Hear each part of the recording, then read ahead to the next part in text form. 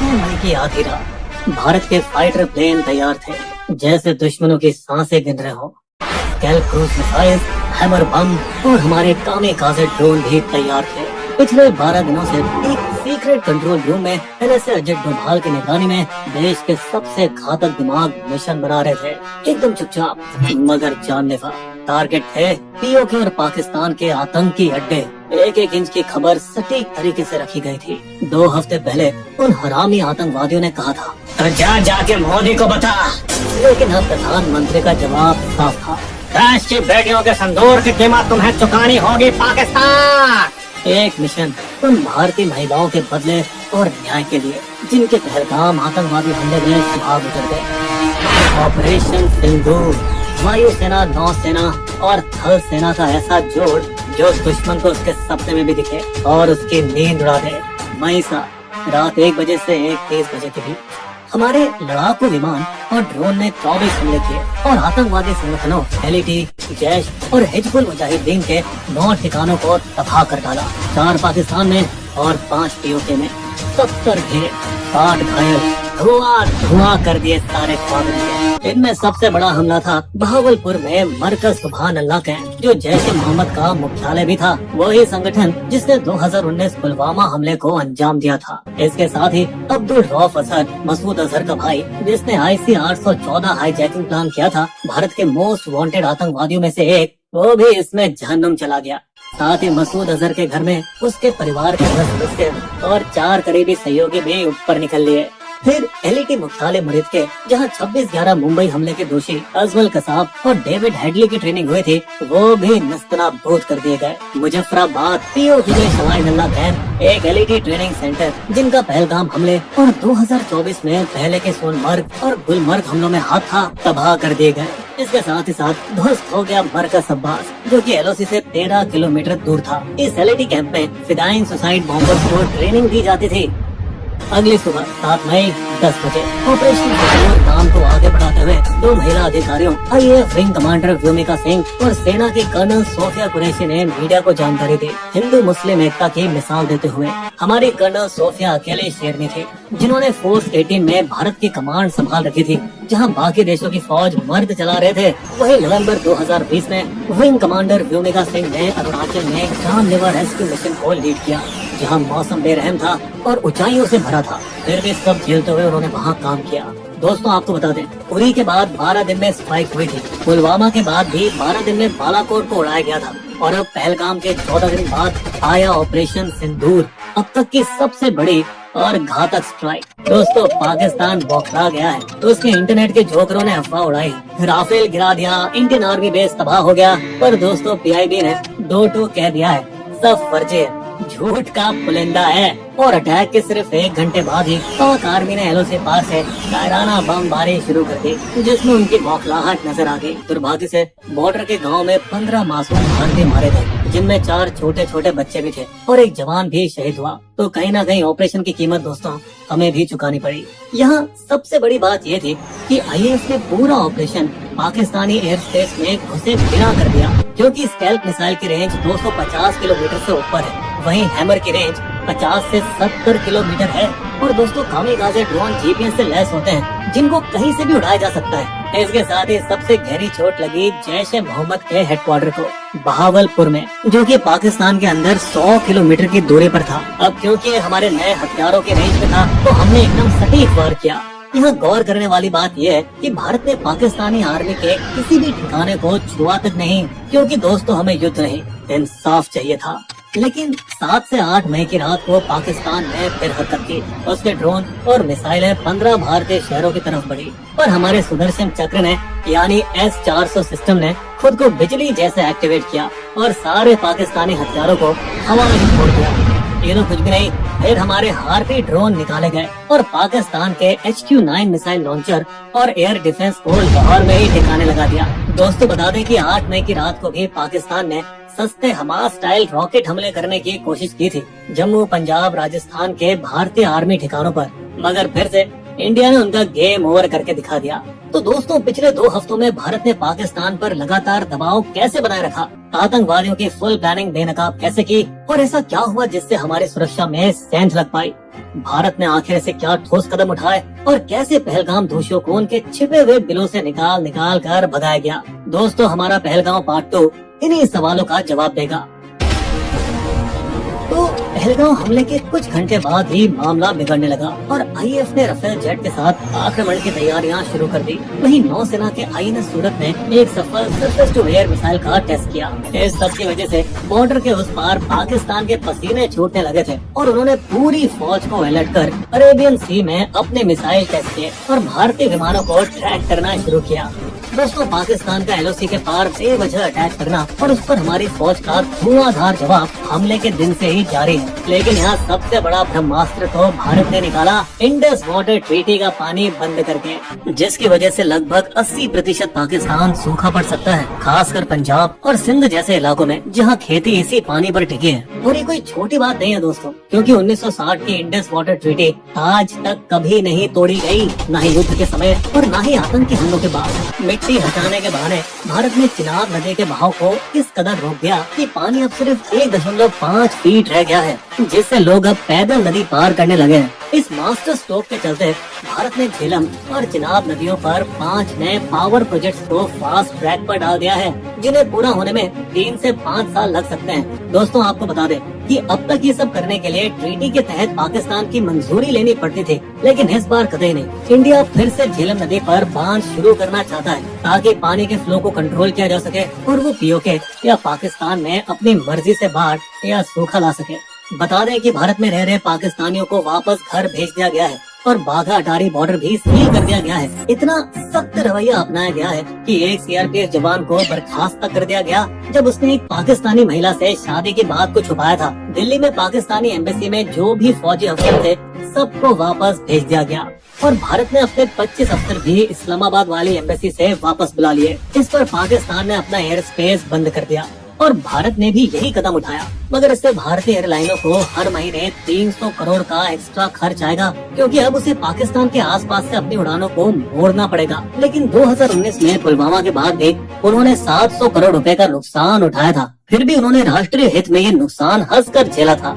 व्यापार को बंद करने के साथ ही भारत ने पाकिस्तान के साथ सभी इम्पोर्ट और एक्सपोर्ट पर रोक लगा दी है। और अब क्योंकि भारत पाकिस्तान को दवाइयाँ बनाने का 60% कच्चा माल और जरूरी केमिकल सप्लाई करता था, इसीलिए अब पाकिस्तानियों की वाट लगने वाली है, क्योंकि अब वहाँ दवाइयों की कीमत 10 गुना तक बढ़ जाएगी। इसके बदले में पाकिस्तान ने 1972 का शिमला समझौता होल्ड पर रख दिया है। वो समझौता ही इतना मजाकिया है जैसे पाकिस्तान का दावा है कि वो आतंकवाद को सपोर्ट नहीं करता। इस तरह भारत लगातार अमेरिका, चीन, रूस, यहाँ तक कि सऊदी अरब और यूएई पर दबाव डालने की कोशिश कर रहा है ताकि वे पाकिस्तान को हथियार और पैसे देना बंद करें और उसे दुनिया के सामने एकदम अलग थलग कर दें। इन सब चीजों ने पाकिस्तान में इतनी खलबली मचा दी है कि हाफिज सईद के घर के बाहर सुरक्षा बढ़ा दी गई है और स्पेशल सर्विस ग्रुप के कमांडो को तैनात कर दिया गया है। दोस्तों, बता दें कि पीओके पहले ही कई दिनों से इमरजेंसी में था, जहां 1000 से ज्यादा मदरसे सावधानी के तौर पर बंद कर दिए गए थे। वहीं चकोटी जैसे गांव में, जो सीमा से सिर्फ 3 किलोमीटर दूर है, वहां माता पिता बच्चों को अंदर बंकरों में डालकर उन्हें मजबूत किया जा रहा था। और इन सब के बीच हमारी एनआईए ने पूरा जोर लगा रखा है अपनी डिजिटल जासूसी से आतंकियों के मुजफ्फराबाद और कराची के खुफिया अड्डे ट्रैक किए हैं और खुलासा किया है कि कैसे टीआरएस के मास्टरमाइंड कसूरी ने 2 लोकल कश्मीरी अनंतनाग से आदिल ठोकर जिन्हें लीडर बनाया और सोपोर के आसिफ शेख को उसका साथी। दोस्तों, इनकी कहानी कुछ इस तरह है कि 10 साल पहले ठोकर बस एक पार्ट टाइम स्कूल टीचर था, लेकिन जब उसने मारे गए आतंकियों के जनाजे में जाना शुरू किया तो ऐसे उसकी आंखों में जन्नत का सपना आने लगा। जिहाद में जुड़ जाओ। और बिना किसी को बताए ठोकर लीगल वीजा पे अटारी बॉर्डर क्रॉस करके पाकिस्तान चला गया और वहाँ जिहाद और हथियारों की ट्रेनिंग ली। आतंकी प्लानिंग की शुरुआत हुई थी एलईटी कमांडर फारूक अहमद और हाशिम मूसा के साथ, जो पाकिस्तान सेना के पूर्व कमांडो और हमले में भी शामिल थे। पहलगाम हमले के 8 महीने पहले अक्टूबर 2024 में ठोकर ने ही पाकिस्तानी आतंकी हाशिम मूसा और तलहा को लेटेस्ट हाईटेक हथियार के साथ एलओसी पार कराई गई। फिर उनको जम्मू के पूंछ रजौड़ी सेक्टर के मुश्किल रास्तों से कश्मीर में घुसाने में मदद कराई गई, मुगल रोड के घने जंगलों से। वे जंगल के बहुत अंदर जाकर छिप गए। अपने झूठे नाम मूसा और यूनुस के जरिए वे चाइनीज ऐप पे बात करने लगे, ठीक वैसे जैसे पुलवामा हमले के दौरान किया गया था। दोस्तों बता दें, पुराने एंटीना वाले मोटे फोन नहीं थे, बल्कि थे लेटेस्ट चाइनीज सैटेलाइट स्मार्टफोन, और इनमें satellite texting, GPS calling, internet जैसे सारे फीचर्स थे जिन्हें ट्रैक करना बेहद ही मुश्किल था, जिनका इस्तेमाल किया गया हमले के दौरान अपने पाकिस्तान में बैठे कायर आकाओं के साथ जुड़े रहने के लिए। जैसे कि कोई कंट्रोल रूम ऑपरेशन चल रहा हो। ये कुछ वैसा ही था जैसे 26/11 मुंबई हमलों में हुआ था। दोस्तों बता दें कि सर्च ऑपरेशन के दौरान आदिल और आसिफ के घर से धमाके का सामान बरामद हुआ था, जिसके बाद उन गद्दारों के घर नष्ट कर दिए गए थे ताकि एक मिसाल कायम की जा सके और युवाओं को पाकिस्तानी आतंकवादियों से जुड़ने से रोका जा सके। इन सब के बावजूद दोस्तों हमने गलतियां तो की है, जिसको सरकार ने पार्टी बैठक में भी माना। हम इस हमले को रोक नहीं पाए। हमने गलती कर दी, बिना सिक्योरिटी को बताए बेसरन को इस साल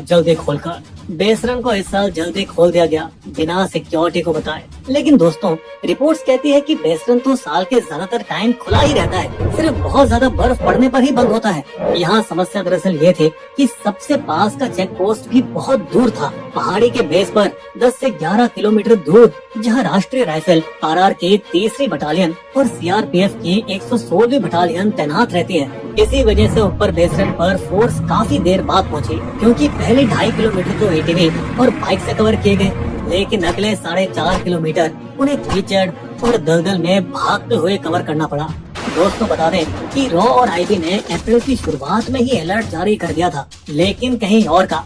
श्रीनगर और पहाड़ियों के पास संदिग्ध लोग देखे गए हैं, टूरिस्टों पर हमला हो सकता है, जिसके बाद सुरक्षा बलों ने तेजी से कार्रवाई की। कांचीगाम नेशनल पार्क और श्रीनगर के निशातबाग क्षेत्र में 2 हफ्तों के लिए गश्त बढ़ा दी गई। दोस्तों यहाँ सोचने वाली बात है कि क्या हमले की योजना 19 अप्रैल के लिए बनाई गई थी, जब हमारे प्रधानमंत्री कटरा से श्रीनगर की पहली ट्रेन शुरू करने के कार्यक्रम में गए थे, जिस योजना को आखिरकार खराब मौसम की वजह से रद्द कर दिया गया। और क्या यही वजह थी कि फिर आतंकवादियों ने अपना टारगेट बदलकर बेसरन मैदान को बना लिया। वे 20 और 21 अप्रैल को आम कपड़ों में वहाँ रहकी करते रहे, जबकि सुरक्षा बल श्रीनगर में उनकी तलाश कर रहे थे। और दोस्तों बिना किसी सुराग के श्रीनगर में तलाश को उसी सुबह बंद कर दिया गया जिस सुबह पहलगांव में हमला हुआ था, जिसकी कोई जानकारी नहीं थी। दोस्तों बता दें 2016 के पठानकोट हमले के बाद 778 किलोमीटर LOC पर घुसपैठ रोकने के लिए हाईटेक सुरक्षा सिस्टम CIPMS लगाया गया था, जिससे बॉर्डर की निगरानी मजबूत हुई थी और आतंकियों के छुपे हुए ठिकानों का पता लगाने के लिए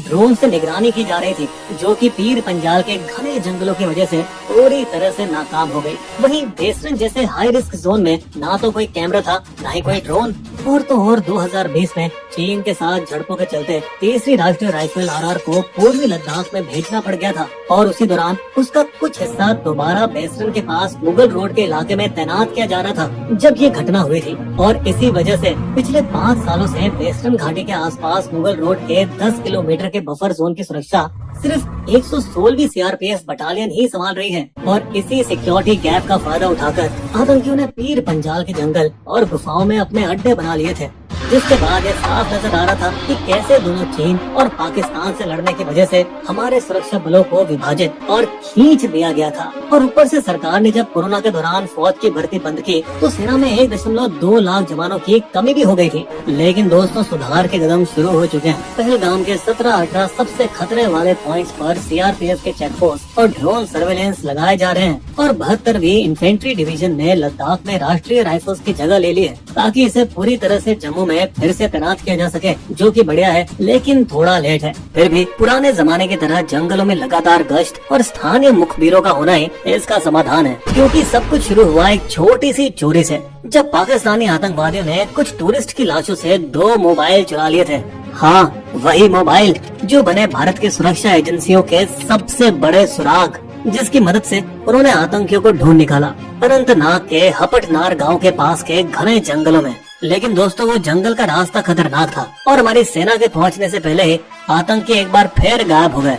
फिर कुछ दिन बाद हमारे सुरक्षा बलों ने उन्हें फिर ढूंढ निकाला और कुलगाम के जंगलों में हुआ एनकाउंटर, लेकिन आतंकी फिर से तूफान के धुएं की तरह गायब हो गए। इस बार खास बात ये थी कि पहले जैसे ही लोग गांव वालों के घर में जबरदस्ती घुसकर खाना खाते थे, अब भूखे आतंकी डिनर टाइम पर घरों में घुसकर जल्दी से रोटी चावल उठाकर भाग जाते हैं। जिससे ये पता चलता है कि कई स्थानीय कश्मीरी इन आतंकवादियों का समर्थन नहीं कर रहे हैं, बल्कि सुरक्षा बलों को जानकारी देने में मदद कर रहे हैं। यहाँ तक कि वे मोमबत्ती लिए आतंकी हमले का विरोध भी कर रहे हैं, जो पहले कभी नहीं हुआ। इंडियन नेवी के लेफ्टिनेंट विनय नरवाल की पत्नी, जिनकी इमेज वायरल हुई थी, वह भी इनके समर्थन में आई। मुझे बस शांति चाहिए, मुस्लिमों और कश्मीरियों के प्रति कोई नफरत नहीं फैलनी चाहिए। जिस वजह से उन्हें टारगेट बना दिया गया, उन्हें ट्रोल्स द्वारा गाली दी जा रही है। लेकिन फिर यहाँ हमारी सरकार ने हिंदू मुस्लिम एकता का नेक संदेश दिया। एक हिंदू और एक मुस्लिम महिला अफसर को ऑपरेशन सिंदूर का चेहरा बना दिया, जो कि एक बहुत ही घातक और तगड़ा हमला था, जो पाकिस्तान को अगला आतंकवादी हमला करने से पहले 2 बार सोचने पर मजबूर करेगा। दोस्तों, हमें उम्मीद है कि हमले के सीधे जिम्मेदार आतंकवादियों को भी जल्द ही पकड़ लिया जाएगा। इस भारी तनाव की घड़ी में हम ये आशा करते हैं कि दोनों न्यूक्लियर देशों के बीच जंग नहीं, अमन हो।